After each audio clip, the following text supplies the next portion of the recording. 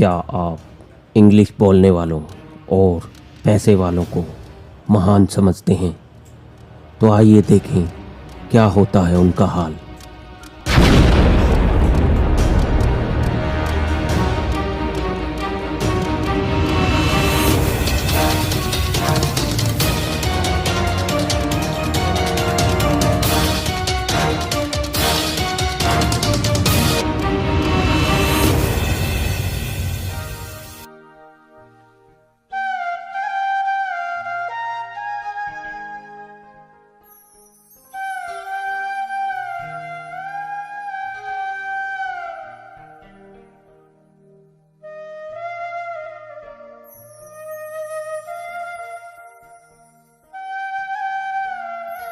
कबीर साहब कहते हैं, कबीर ये माया अटपटी सब गट आन अड़ी, किस किस को समझाऊं या कुएं भांग पड़ी।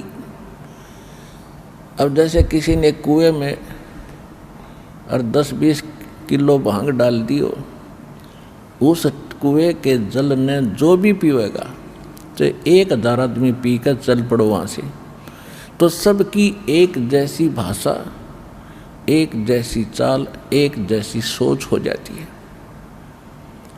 नशे में आपने देखा हो कभी शराब के ठेके से गुट्टी ला कर जब निकलते हैं, तो 10 जने आ रहे हो लाइन में आगे पीछे, एक जैसी उनकी चाल होगी, ऐसे डगमगाते हुए, और ऐसे उनकी बोली होगी।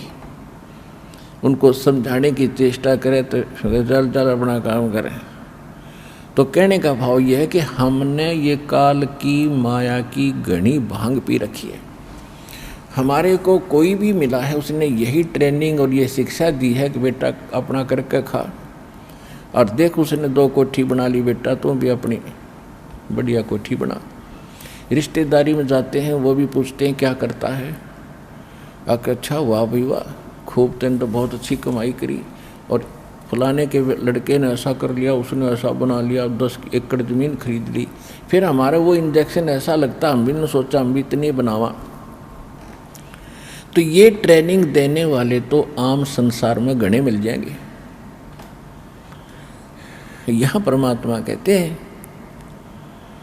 काया तेरी है नहीं, ये माया कहाँ से हो, चरण कमल में ध्यान रखो, इन दोनों को खो। खोना माने भूल जाए इनको। यह काया भी तेरी नहीं, और ये अरबों खरबों रुपये भी जोड़ कर धर दिए रुपये, ये तेरे नहीं। जब तेरी बॉडी नहीं है तो भले आदमी या कोठी कैसे तेरी होगी।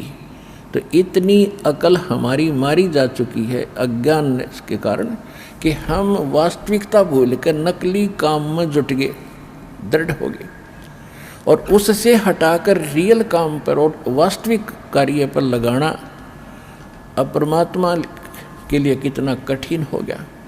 लेकिन परमात्मा के लिए कठिन नहीं होता, वो चाहें तो एक पल में कर दें, लेकिन हम कैसे मानेंगे उनको, वो फार्मूला अपनाना पड़ता है, क्योंकि हम सब इच्छा से यहाँ आए हैं, और सब इच्छा से यहाँ से जाने की प्रेरणा होगी तभी हम वापस जा सकते हैं। वैसे नहीं जा सकेंगे। कमाई जो कर रहे हो ये आपके साथ रहेगी, आपको लाभ मिलेगा। मोक्ष निवा तो यहाँ भी आप स्वर्ग में भी जाओगे, देवता बन जाओगे, राजा बन जाओगे, अंत में फिर गधे भी बन जाओगे, ये भी याद रखना। तो यहाँ से निकलने के लिए आप जी ने यहाँ से मन हटाना पड़ेगा। ये लोग ठीक नहीं, चाहे हम लाख वर्ष जीवन भी प्राप्त किया तो भी मरे। और आपके सामने आप देख रहे हो, आप क्योंकि हमारे ऊपर वो प्रेशर इतना है त्रिगुणमयी माया का कि हम रोज सत्संग भी सुनते हैं, हमें पता भी है, लेकिन हम विवश हैं। हम दैनिक कार्य भी इतने कुछ हमने अपने ऊपर लाद लिए, ये कुप्रथाएं, जिस कारण से हमें चैन ही नहीं। दिन रात माया जोड़ेंगे, फलाने का देना है, उसको ब्याह करना है, वह ऐसे करना है, कोठी बनाऊंगा, ऐसे करूंगा। तो इस तरह के ये जो बेमतलब की बकवादियाँ हमने घनी शुरू कर दी, क्यों पहले हमने वो ज़माना देखा है। हमारे पूरे गांव के गांव में हमारे पिता दादा चाचा ताऊ कभी कुर्ता पहनते थे, कभी नहीं पहनते थे, जैसा भी फटा पुराना मिल गया अपना काम से काम रखते थे। साधु जैसा जीवन जिया करते थे, कितनी शांति थी। और अब सब्र नहीं रहा इंसान के, 20-20 टाइप के कपड़े इधर लिए ठाके, पता नहीं कितना के बना लूँ, बढ़िया जूते लाऊँ 8-8 हज़ार के। बता कोई बात हुई है? अपना सिंपल वैसे रह, जिसे कपड़े मिल जाए पहन, टाइम पास कर, निकल यहाँ से, पीछा छुड़वाओ। दूना भार सिर पर रखते जा रहे। तो ये धीरे धीरे हटेगी, क्योंकि दास देख रहा है 1960 से तो समझंदोगा हो गया था 9 वर्ष का। तो उसके बाद धीरे धीरे पता चला, आज जब इस समय खड़ा होकर के पिछला झांकता है दास कि इन 40-50 वर्ष के अंदर कितनी बिजली गिर गई। और जिसको हम विकास मानते हैं मानव का, वो भी खूब हुआ दिखाई देता। सारे एजुकेटेड हो गए, गिटमिट अंग्रेजी बोलने लगे। पहले संस्कृत बोलने वालों की महिमा थी, अब इंग्लिश बोलने वालों ने वो स्थान ले लिया। जो इंग्लिश में बोला हमने नो दिखाई तो देवता हो गया, बस बहुत बड़ा एजुकेटेड है। अब आज तो वो इंग्लिश बोल रहा है सपाट, खूब फराटेदार, और कल न बनेगा गधा, फिर कौन सी भाषा बोलेगा, होची, वह इंग्लिश भी भूल गया। तो फिर तो वो हमने वो दिखा है, उन्हें वर्तमान दिखाई देता है। और परमात्मा भी हमारे को भविष्य दिखाना चाहते थे, हम वर्तमान में भूल गए बकवादों में। तो वो विद्वान नहीं है, उससे प्रभावित होने की कति आवश्यकता नहीं। वो तो रोजी रोटी तक सीमित प्राणी है, चाहे सारी पृथ्वी का राजा हो और कितना ही एजुकेटेड लगता हो। वो तो एक अन्य का व्यक्ति नहीं जो भक्ति नहीं करता, और भक्ति भी सत्य नहीं कर रहा। 3 लोक का राज जीव को जय कोई दे, और लाख बधाई क्या करे जय नहीं नाम तेने।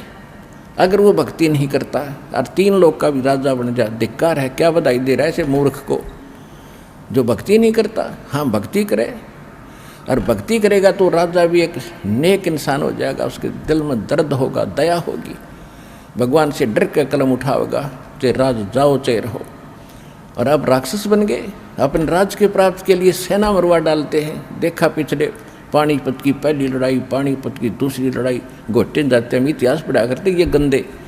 और हमने पढ़ना चाहिए था परमात्मा का इतिहास, भगवान की कथा। भगवान से डरने का कोई मार्ग हमें प्राप्त हो, जिससे हम विकारों से रहित होते, भगवान से डरते, पाप ना करते। वो तो आसपास भी नहीं रहे हमारे। तो अब इसको रीसेट करने में कितना समय लगेगा? लगेगा बेशक, लेकिन होगा अब। ये एजुकेटेड परमात्मा ने इसलिए बनाया आपको कि इन्हें बिगड़ लेंदे जितने बिगड़े, और कर लेंदे इन्हें जो ठाठ करना चाहते, और पा लेंदे इनको बड़े से बड़े ओहदे, IAS IPS डॉक्टर जज प्रधानमंत्री। फिर बताऊंगा इन्हें आगे क्या बनेगा, तो इससे आगे क्या बनेगा वो मेरे से पूछ, क्या बनेगा।